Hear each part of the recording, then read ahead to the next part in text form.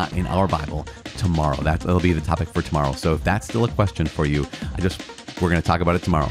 But I want to highlight, here's this story. Tobit, it can be historical fiction. In fact, there's a great note in the Great Adventure Bible on the very first page of the book of Tobit, it's page 594, that describes that this is a certain kind of literature, which could be historical. It doesn't necessarily need to be historical because it's there to make a point. It's there to demonstrate a deeper truth. Kind of like the Song of Solomon, right? The Song of Songs wasn't historical and it wasn't necessarily meant to be taken literally. It was a story of God's love for his people and of his people for him. And this is potentially similar to that.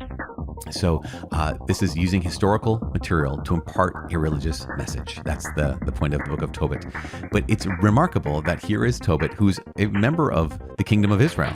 And he says that, when basically the kingdom of the north, they turned away from the Lord and set up the Baals, in Bethel and Dan.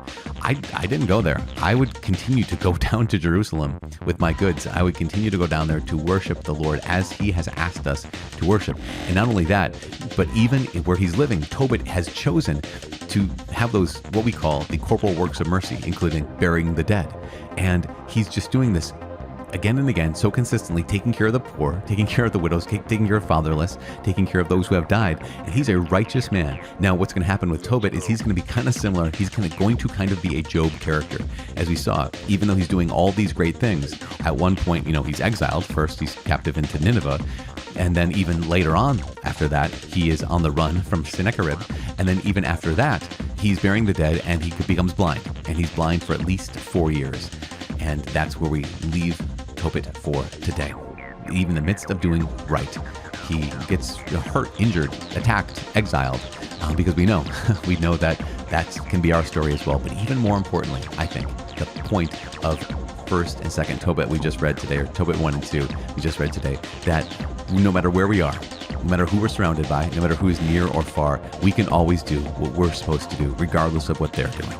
And that's just such an empowering and freeing and massive lesson for all of us to take in, is that, again, no matter what others are doing, I can always do what God has asked me to do.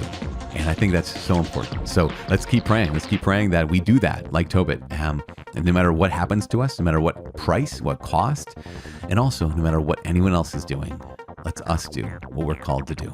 In Jesus' name, I'm praying for you. Please pray for me. My name is Father Mike. I can't wait to see you tomorrow. God bless.